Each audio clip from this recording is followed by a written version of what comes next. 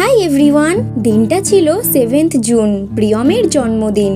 আর দুপুরের দিকে রেসিপি শুটের জন্য রান্না করছিলাম। আমি করেছিলাম দুধ পনির আর মা করে দিয়েছিল প্লেন পোলাও। রান্না করতে করতে ভিডিও করলে তো এমনিতেই খুব দেরি হয়, তাই আর রান্নার পর লোভ সামলানো যাচ্ছিল না। ওই জন্য সুন্দর করে প্লেটিং করে সঙ্গে সঙ্গে খাওয়া শুরু করে দিয়েছি।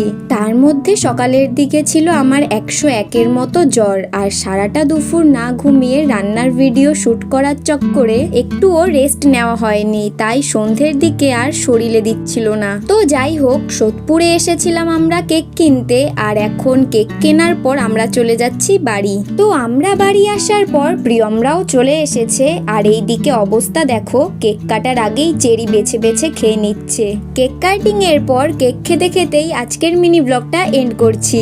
মিনি ব্লগটা ভালো লাগলে তাড়াতাড়ি চ্যানেলটা সাবস্ক্রাইব করে দাও। টাটা।